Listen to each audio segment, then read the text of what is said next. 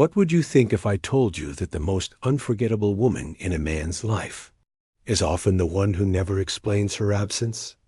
No shouting, no dramatic goodbye, no final text that justifies the ache. She simply leaves like fog burning, off in morning light, and in her absence, a man sees her more clearly than he ever could in her presence, because men rarely recognize presence as power. They recognize absence as loss, and in that loss, something ancient stirs, not just desire, not just guilt, but a deep confrontation with the part of himself he hoped she would never touch. You see, when a woman walks away without explanation, she becomes something more than just the one who got away. She becomes a mirror, not of who he wanted to be, but of who he failed to become while she stood beside him. In Jungian terms, this woman activates what is known as the shadow, the repressed, unwanted, denied fragments of the psyche, and nothing calls the shadow forward faster than silence. When she is gone without closure, without justification, she is no longer manageable, no longer explainable, no longer his to define. She becomes myth. She becomes symbol. She becomes a question he cannot answer, and therefore cannot escape. What he sees in her absence is not just the curve of her body or the cadence of her voice. He sees his emotional immaturity, his detachment masked as control, his rage dressed up as logic, his neglect disguised as freedom, and it haunts him. Because now there is no conversation to rewrite the past. There is no explanation to soften the guilt. There is only his own mind and the feminine echo she left behind in the walls of his soul. Carl Jung taught us that the feminine is not merely a gendered reality. It is an archetype, profound, primordial, embedded in the deepest layers of the male unconscious. He called it the anima, and when a woman lives in her truth, when she walks away without rage, without explanation, without ego, she merges with that archetype. She becomes the anima incarnate, the soul image that beckons him toward his own spiritual evolution and terrifies him in equal measure, because such a woman doesn't just leave a relationship. She exposes the gap between who he is and who he pretends to be. She calls out the boy still living in the man's body, the boy who demanded nurturing, but offered no protection, who longed to be understood but refused to be known. She shows him that the power he thought he had, the power to withhold, to manipulate, to stay distant, was never power at all. It was fear. And now she's no longer there to carry the emotional weight of his avoidance, no longer available to explain his behavior to herself, no longer interested in shrinking her light to fit into his shadows. That's what he sees when she walks away, not her weakness, but his own reflection in the rearview mirror. And yet, the paradox is this: the more she vanishes, the more visible she becomes. He sees her in the woman who tries too hard to impress him. He hears her silence in the noise of every party. He feels her detachment in the way other women cling too quickly, forgive too easily, or fear being alone, because she didn't fear solitude. She walked into it like a queen returns to her throne. Not bitter, not broken, just done. And in doing so, she taught him the most brutal lesson of all, that a woman's worth is not measured by how long she stays, but by how clearly she sees when to leave. She didn't slam doors or write ultimatums. She didn't post cryptic quotes begging to be noticed. She simply stepped into the night and took his projections with her. That's what men don't understand about emotionally sovereign women. They don't leave to punish. They leave because the conversation has already ended in their soul, long before it ends in the room. And what's left behind is not confusion. It's awakening, but only if he's brave enough to face the silence as something more than insult, as something sacred, as a space where he must meet himself, unfiltered, unprepared, unmasked, because she's no longer there to absorb his shadows. Now they fall on him directly, and the man who once believed he was in control now finds himself haunted by the one woman who never begged to be seen, but who will never be forgotten. Asterisk, and yet, the story doesn't end with her absence, because what truly unsettles him, what keeps her name stitched into the lining of his mind, is not that she left. It's that she never looked back. No goodbye speech, no last chance plea, no explanation. That might help him box it all up and move on. Just presence, then absence, warmth, then air. A once tangible world evaporated in quiet defiance, and it is in this vanishing act, this clean, dignified disappearance, that her power reaches mythic proportions. Because now, she is not merely a woman he lost. She becomes his unfinished. Jung wrote that the psyche resists closure when the unconscious is activated but unresolved. This is precisely what she becomes. A living symbol of the unresolved, the question mark he can't answer, the mirror he can't shatter.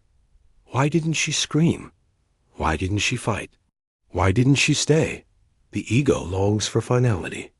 But the soul, especially the wounded masculine, is terrified of the unknown. Her silence? It leaves him with no script, and that's where the transformation begins. You see, every man who meets a woman he cannot define faces an invitation. He may deny it. He may mock it. He may run from it. But deep in his unconscious, he feels it. The urge to evolve. Because a woman who walks away without explanation is not just walking out of a room. She's withdrawing her archetypal energy, her nurturing, her reflection, her grace, her receptivity. And suddenly, he is left alone with his own emotional poverty. It is in this aloneness that the anima complex awakens. Jung taught that the anima, when ignored or projected onto external women, becomes distorted, either idealized into obsession or demonized into blame. He may try to replace her quickly, sleep with others, laugh louder, but she isn't a body. She's an imprint, etched into his unconscious, because she touched something no performance can reach. She didn't compete. She didn't chase. She didn't try to be chosen. She simply embodied. And this embodiment of self-worth, of feminine mystery, of calm detachment, confronts him with the truth he never dared name, that his control was always dependent on her willingness to participate. Now that she's gone, he has nothing to react against, and in that stillness, he is finally forced to confront his own emptiness. Men are not afraid of rejection. They are afraid of being seen deeply and left without a word, because silence says what words can't, that she saw everything and chose herself anyway. And in that choice, she performs the most sacred feminine act, not of vengeance, but of returning to wholeness. Her detachment is not cold. It is initiatory. She becomes the threshold through which the uninitiated man must walk if he ever hopes to integrate the masculine with the divine. This is not about gender. This is about the energetic dance that lives within us all. In leading without explaining, she removes the final thread of ego he had wrapped around her. She was not his mother, not his fixer, not his final lesson. She was his reflection, and now he must decide what to do with what he saw in her presence, and even more so in her absence. But most men won't. They will seek distraction, blame her, call her selfish, cold, unstable, too much. Because if they admit she walked away for a reason they never heard, they must also admit that they never listened while she was still speaking. And that truth? It cuts deeper than betrayal, because it wasn't just a love lost. It was a mirror lost. And now he walks through life half seeing, half feeling, half living, chasing women who speak loudly, because the one who left in silence taught him the weight of being unheard. Asterisk, but what of the woman? What becomes of her after she walks away from the man who never truly saw her? Does she ache? Yes, but her ache is clean, not the poison of repression, not the slow rot of self-abandonment, but it is the ache of release, because what she left behind was not just a man. It was a dynamic, an old archetype she'd outgrown. The role of the emotional mule, the energetic container, the silent therapist. The woman who waits for him to wake up. She no longer waits. Asterisk. Because the woman who walks away without explaining has made peace with something most never do. That understanding is not a requirement for closure. That closure is not a negotiation. That worthiness is not proven by persistence. And in that knowing, she begins a different kind of journey. Not toward another man, but toward herself. This is the path Carl Jung called individuation, the sacred spiral into psychological wholeness. Is no longer split between what she feels and what she's allowed to express. She no longer hides her intuition to protect his ego. She no longer tones down her knowing just to keep the peace. Her silence is not weakness. It is a rite of passage. It is the language of women who have transcended performance. And what he sees, now, from a distance, is the echo of her wholeness. He sees her thriving, not in revenge, not in vanity, but in sovereignty. Her smile isn't bait, it's peace. Her absence isn't punishment, it's reclamation. He sees a woman who didn't try to fix him, and suddenly understands that she wasn't cold. She was clear. She didn't beg for time. She honored her own. She didn't collapse to be chosen. She chose herself. And he finally realizes the truth he was never taught, that a man doesn't lose a woman when she yells. He loses her when she goes quiet, because silence is not absence. It is completion. She had said everything long before she left. Not in words, but in patterns, in pauses, in the diminishing light in her eyes. But he wasn't listening then. So now, all he has left is the sound of his own unhealed echoes. And in that echo, something deeper awakens. The first whispers of accountability. The flickering image of his own reflection. Not the version he projected, but the version she responded to. And for the first time, he is not trying to win her back. He is trying to find himself. That is her impact. That is her final word, even when she says nothing. You see, a woman who leaves with silence is not erasing the man. She is inviting him, perhaps for the first time, into intimacy with his own shadow. She is the catalyst, not the conclusion, but only the brave will answer. Only the awakened will look back and say, "She didn't break me. She broke the illusion." And those who do will rise, not to chase her, but to face themselves fully, painfully, and finally. Because her departure was not a punishment. It was a mirror, turned away. And only a man who has done his inner work knows how to live without the reflection. The rest will forever search for women who echo her energy, never realizing she was never a type, but a threshold, a doorway, one they were never ready to enter, and now no longer deserve to knock on. Tie-in that begins inside a woman the moment she no longer needs to be understood in order to be at peace. She stops negotiating her intuition. She stops over-explaining her value. She no longer translates her boundaries into soft language to make them easier to swallow. This revolution doesn't arrive with fanfare. It arrives the day she realizes that her energy is sacred, that her silence holds more power than her persuasion ever did, that the more she explains herself to someone who refuses to see her, the more she betrays her own soul. That's why she leaves, and that's why she doesn't explain. Because the woman who walks away without a word has already said everything. In her stillness, she was the softness beside his chaos.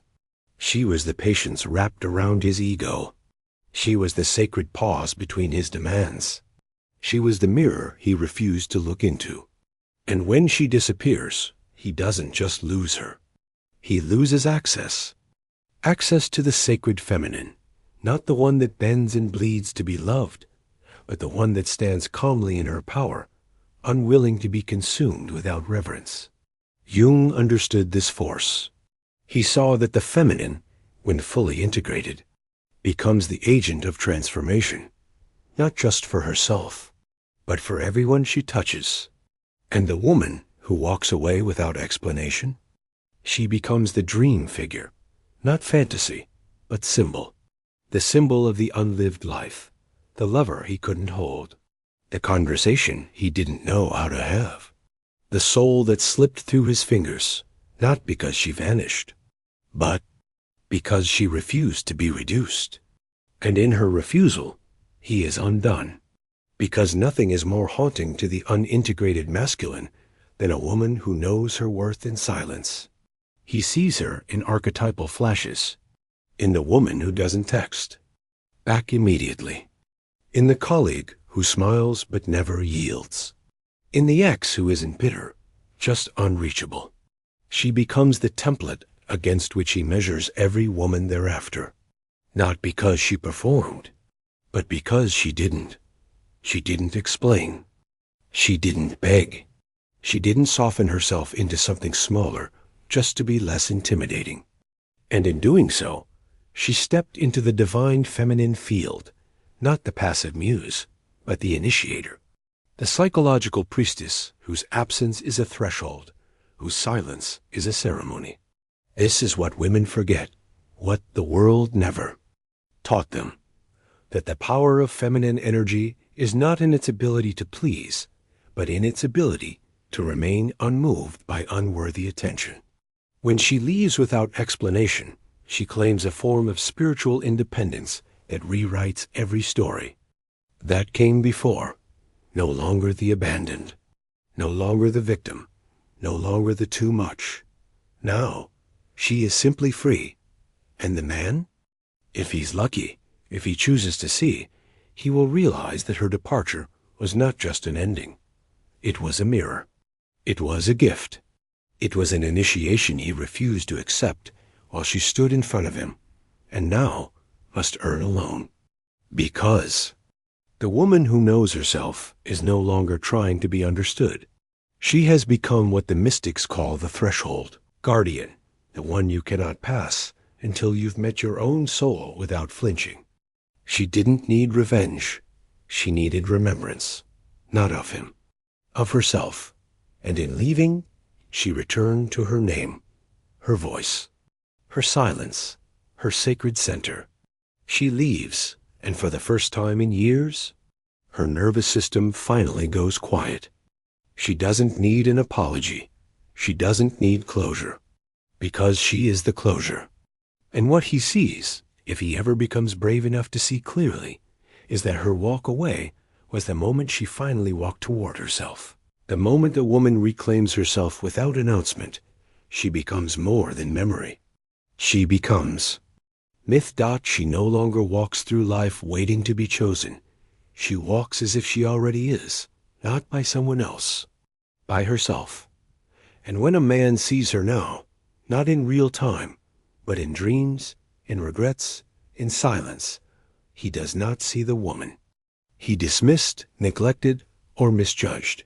He sees the version of himself that he buried to avoid confronting what she exposed, because to stand in the presence of a woman who knows who she is to stand before a spiritual mirror. And when she leaves without telling you why, it means she has stopped giving you the answers you refuse to ask yourself.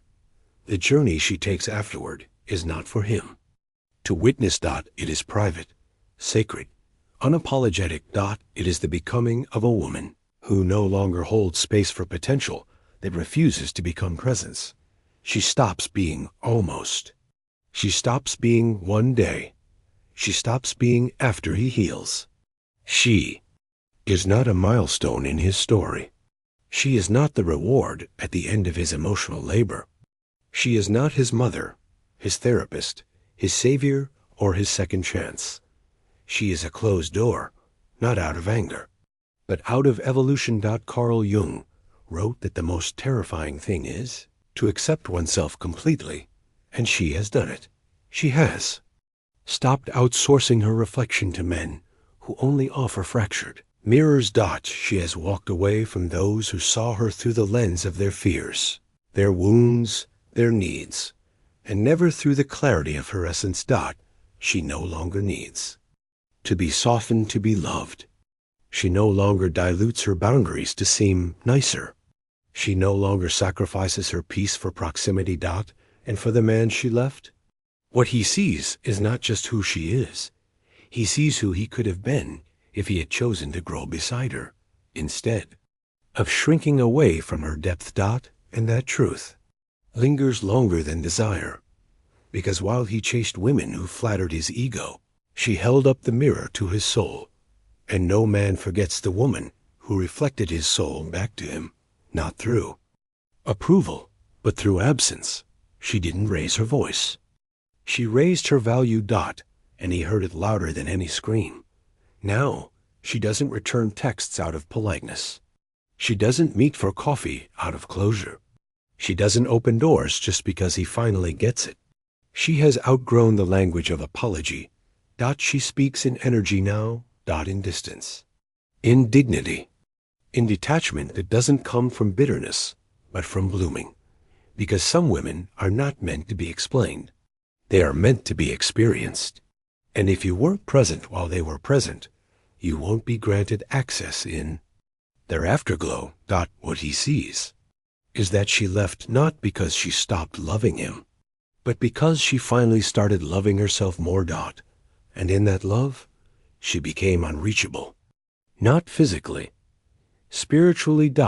She became the kind of woman who no longer waits to be heard, because she has remembered how to listen to herself. She became the kind of woman who never again begs for what she can create within. She became whole. And that wholeness, not her beauty, not her silence, not her exit, is what he will never forget. Because when a woman walks away without explaining, she writes a final line so complete, so profound, so irreversible, that only men who have met their own shadow will ever truly understand what they lost. The woman who knows her worth doesn't chase, she chooses. Asterisk.